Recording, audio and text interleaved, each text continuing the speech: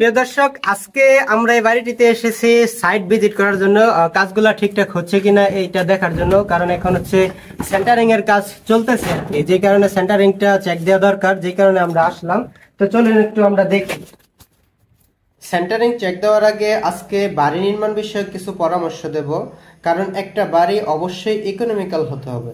বাড়ি নির্মাণের আগে অবশ্যই একটি ইকোনমিক্যাল পরিকল্পনা করতে হবে। শুরুতেই জমির পরিমাণ মাথায় রেখে বর্তমান ও ভবিষ্যৎ চাহিদা অনুযায়ী কম জায়গা ব্যবহার করে সর্বোচ্চ ব্যবহারযোগ্য আর্কিটেকচারাল প্ল্যান তৈরি করতে হবে।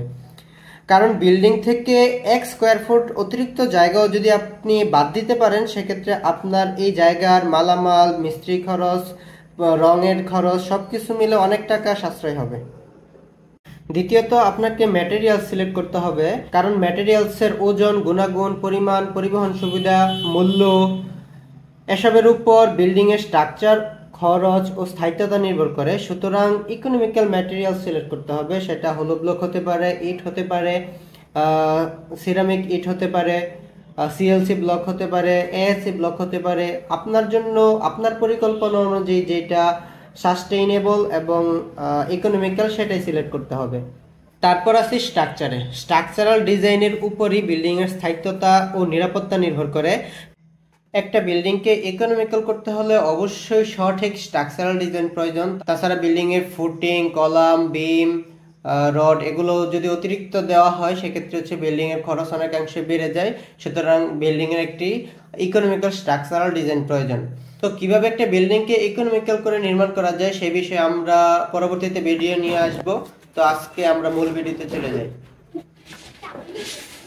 আর এদিকে সেন্টারিং এর কাজ হচ্ছে এবং খুবই অন্ধকার, যে কারণে আপনাদেরকে খুব ভালোভাবে দেখাতে পারতেছি না। তো এখন যেহেতু সেন্টারিং এর কাজটা চলমান, সেই কারণে এখন আপনারা খুব বেশি বুঝতে পারবেন না।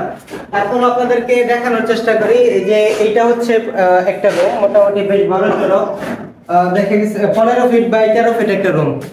আর এই পাশে হচ্ছে আরো একটা রুম আছে। এই রুমটা সেন্টারিং এর যার কারণে আসতে একটু অসুবিধা হচ্ছে আর কি। এই রুমটা হচ্ছে গিয়ে আপনার 14 ফিট বাই 14 ফিট। আপনাদেরকে দেখালাম দুইটা রুম। ওই পাশে আরো একটা রুম আছে, একটু চলুন। আর আপনাদেরকে একটা বিষয়, এটা হচ্ছে টয়লেট, বেশ বড়সড় একটা টয়লেট রাখা হয়েছে। কারণ পুরো বাড়িতে একটা টয়লেটই থাকতেছে, যে কারণে এই টয়লেটটা রাখা হয়েছে আর কি। এই পাশে একটু চলুন। এখানে ভাইরা কাজ করতেছে, কাজের মাঝখানে বিরক্ত করতেছি।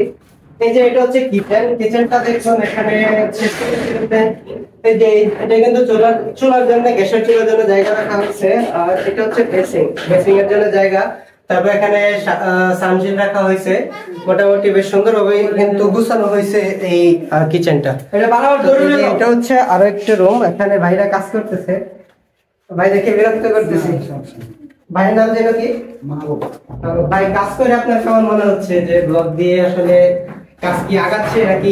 কাজ অনেক ভালো হয়, ব্লগ অনেক এদের চেয়ে অনেক হার্ড, এদের চেয়ে অনেক শক্তিশালী। তারপরে কাজ অনেক দ্রুত আগাচ্ছে। হ্যাঁ, এখানে একটা আপনাদেরকে এই বিষয়টা অনেক সাহায্য করছে। কারণ ব্লগ দিয়ে কাজ করলে কিন্তু অল্প সময় কাজ হয়ে যায়, সেক্ষেত্রে হচ্ছে মিস্ত্রি বিলটা একটু কম আসে, তাই না ভাই?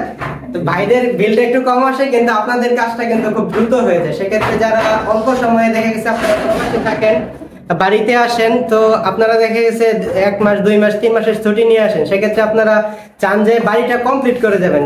তো ব্লগ দিয়ে কাজ করলে কিন্তু আপনারা এই দিকটা খুব ভালোভাবে মেনটেন করতে পারবেন। আপনারা খুব দ্রুত সময়ের মধ্যে কাজগুলো একদম কমপ্লিট করতে পারবেন। তো আপনারা এখন যারা আছেন, যে প্রবাসে আছেন, আপনারা যদি ব্লগ দিয়ে বাড়ি করতে চান, সেক্ষেত্রে আমরা আপনাদেরকে ফুল সাপোর্ট দিতে পারবো। ড্রয়িং থেকে শুরু করে বাড়ির ফিনিশিং পর্যন্ত আমরা কিন্তু আপনাদেরকে ফুল সাপোর্ট দিতে পারবো। আপনারা চাইলে আমাদের থেকে মিস্ত্রির সাপোর্ট পাবেন, পরিবহন ব্যবস্থা পাবেন, সবকিছুই পাবেন। ব্লগ আছে আমাদের। তো মোটামুটি আজকে আপনাদেরকে দেখানোর চেষ্টা করলাম। তো আর আরেকটা বিষয়, আমাদের কারখানার ঠিকানা হচ্ছে কাপাসিয়া শালদই চৌরাস্তা, গাজীপুর জেলা কাপাসিয়া শালদই চৌরাস্তা আমাদের হচ্ছে কারখানার ঠিকানা। তো স্ক্রিনে আমাদের কারখানার নাম্বার দেওয়া থাকবে, আপনারা সরাসরি যোগাযোগ করে আমাদের কারখানায় চলে আসবেন। তো সবাইকে ধন্যবাদ, আসসালামু আলাইকুম।